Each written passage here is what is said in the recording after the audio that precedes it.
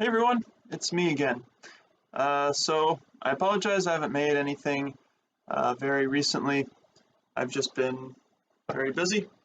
However, today's going to be a little bit longer of a review, partly due to that, but not really.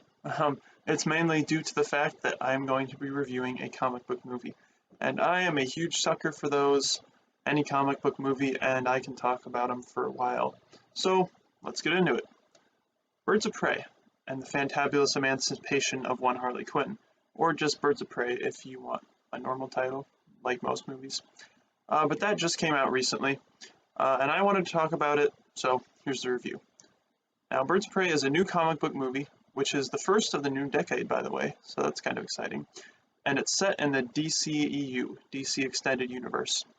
The plot is a twisted tale told by Harley Quinn herself about when one of Gotham's most nefariously narcissistic villains, Roman Sionis, and his zealous right-hand man, Victor Zsasz, put a target on a young girl named Cassandra Cain, the city is turned upside down looking for her. Harley, Huntress, Black Canary, and Renee Montoya's paths collide, and the unlikely foursome have no choice but to team up to take Roman down. So let's talk about the good aspects of the movie. Now, overall, this movie was pretty well done.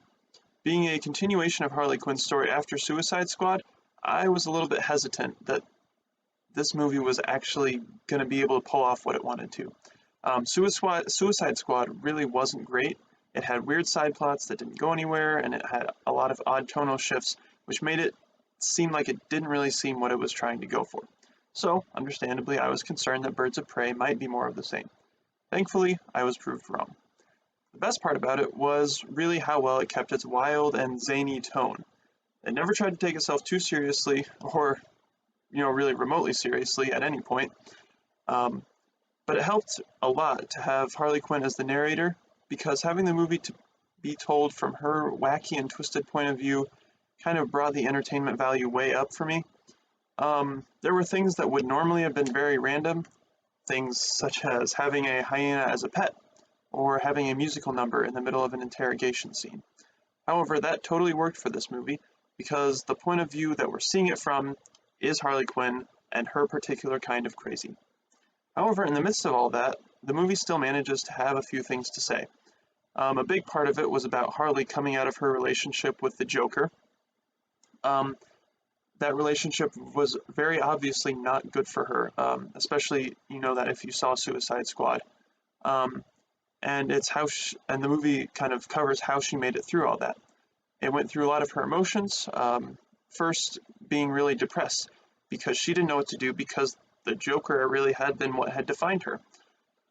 But however, the movie then showed her process of moving on, and it showed that she could have confidence, albeit in some twisted and questionable ways, but she had confidence in the fact that she was free from this abusive relationship, and that she could then realize that she was an individual apart from the person that she had allowed to control and manipulate her in the past. Another thing that I was grateful for was that the movie didn't really bash us over the head with feminism.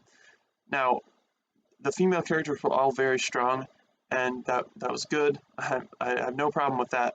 However, it didn't feel the need to yell at us about how much better females are than men.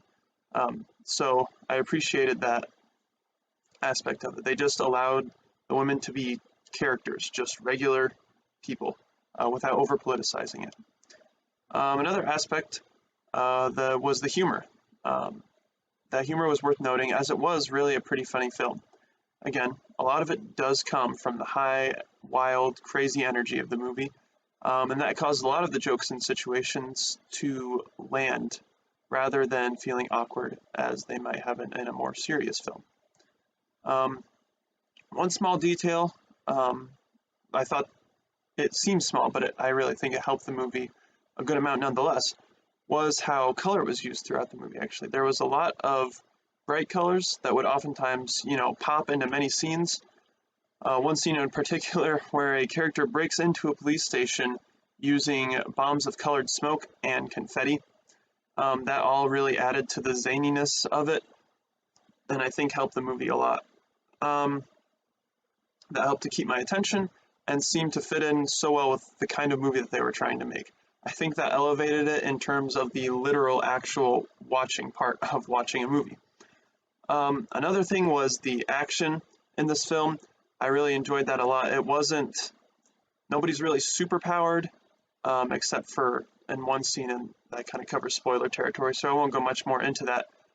But pretty much all of the action was like street level, hand-to-hand combat fighting without superpowers, just using, baseball bats, and the like. So I think that really helped it as well. It was all filmed very well and done well. Now let's move on to some notable aspects of the movie, which are things that are neither really good or bad, but are things that should just be known by people when they're going into the movie, or just things that I think are kind of interesting or felt like talking about. Now, one thing is, while this title is Birds of Prey, the movie really does belong to Harley Quinn. I think it could have been better titled as Harley Quinn, with, Birds of Prey sprinkled in there a little bit. But we do, of course, see the other characters and what they're doing, but it all ends up winding back to Harley Quinn and her character's story and development throughout the film. This definitely doesn't hurt the movie, but I do think that the title can be a little bit misleading for people going into it who may not realize that. Another notable aspect is that this is the first R-rated comic book movie, to be a part of one of the real major franchises. And when I say major franchises, I kind of am talking about the Marvel Cinematic Universe or the DC Extended Universe. Now, this, again, isn't really something I thought was an issue with the movie itself, but I think that doing this can hurt the franchise as a whole, especially if DC is trying to go after the success that Marvel has had with their own cinematic universe.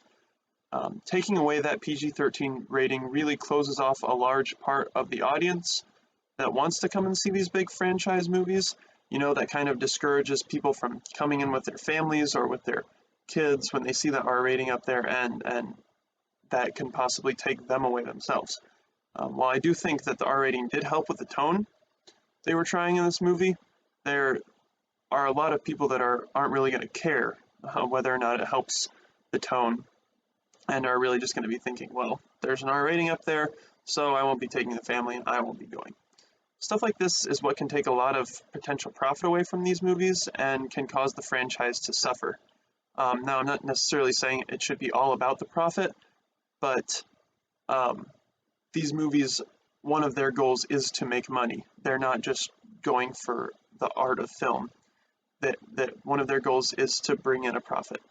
And there have been successful comic book films that were rated R. Take, for example, Deadpool or Logan or Joker that just came out this past year. And they were all critically acclaimed and commercially successful.